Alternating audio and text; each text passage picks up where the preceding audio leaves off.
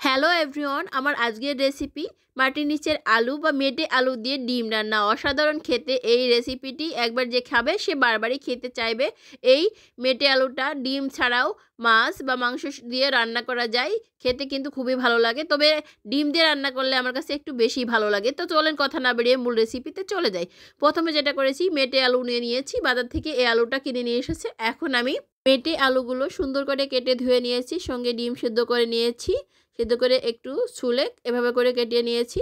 আর এগুলো দেখাতে গেলে ভিডিওটা লং হয়ে যেত। এখন যেটা করেছি, চুলায় একটি কড়াই দিয়ে লবণ হলুদ দিয়ে ডিমটা একটু ভেজে নিব। সবাই কম বেশি এভাবে করে ডিম রান্না করে সবাই জানে। এখন যেটা করেছি, চুলায় আরেকটি কড়াই দিয়ে দিয়েছি, কড়াইয়ে কিছুটা তেল দিয়ে দিলাম। এখন কিছুটা পেঁয়াজ কুচি দিয়ে দিয়েছি, পেঁয়াজটা হালকা একটু ভেজে নিব। এই পর্যায়ে লবণ দিয়ে দিলাম পরিমাণ মতো। এই তো পেঁয়াজটা হালকা একটু বাদামি কালারও এসে গিয়েছে। এখন এক এক করে বাটা মশলাগুলো দিয়ে দিব, আদা রসুন জিরা বাটা সব কিছু একটু একটু করে দিয়ে দিয়েছি। আপনারা আপনাদের পরিমাণ অনুযায়ী দিবেন। আমার রান্নার পরিমাণ অনুযায়ী আমি এক এক চামচ করে সব বাটা মশলা দিয়ে দিয়েছি। এখন হালকা একটু পানি দিয়ে দিয়েছিলাম, দিয়ে এখন মরিচের গুঁড়া 2 চামচের মতো দিয়েছি, হলুদের গুঁড়া 1 চামচের মতো দিয়ে দিয়েছি। এখন কয়েকটি কাঁচামরিচ ফালি করে রেখেছিলাম, সেটাও দিয়ে দিলাম। দিয়ে এখন আমি মশলাটা একটু কষিয়ে নিয়েছি। কষানোর পরে আমি আলুগুলো দিয়ে দিলাম। তেলটা যখন উপরে উঠে উঠে আসবে তখন আলুগুলো দিয়ে দিতে হবে। আলুগুলো দিয়ে কিছুক্ষণ মশলার সঙ্গে একটু নেড়ে চেড়ে মশলার সঙ্গে সুন্দর করে মিশিয়ে নিতে হবে। এভাবে করে রান্না করলে আলুটা খেতে কিন্তু খুবই ভালো লাগে। আর এই আলুটা সারা বছর পাওয়া যায় না, বিশেষ করে শীতের সময় বেশি পাওয়া যায়। তো শীতের সময় অন্তত একবার হলো আমি এইভাবে করে রান্না করি, তো সেই রেসিপিটি আমি আপনাদের সঙ্গে শেয়ার করছি।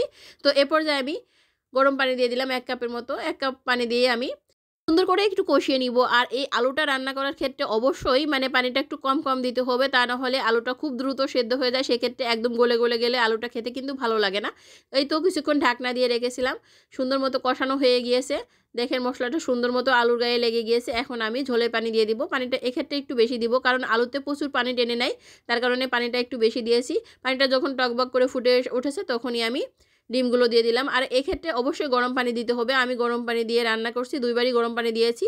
আর গরম পানিতে রান্না করলে আমার কাছে মনে হয় রান্নাটাও খুব দ্রুত হয়ে যায় আর খেতেও ভালো লাগে, তার কারণে আমি এভাবে করে দিয়েছি। তো আবারও কিছুক্ষণ ঢাকনা দিয়ে রেখেছিলাম, মাঝে মাঝে ঢাকনা সরিয়ে নেড়ে নেড়ে দিয়েছি। আমার রান্নাটা প্রায় শেষের দিকে। এখন উপর দিয়ে একটু ভাজা জিরার গুঁড়াটা দিয়ে জাস্ট 1 মিনিটের মতো জাল করে নামিয়ে নিব।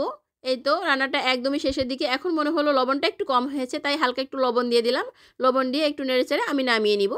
এই তো লবণ দিয়ে দিয়েছি, এখন একটু নেড়ে চেড়ে নামিয়ে নিব।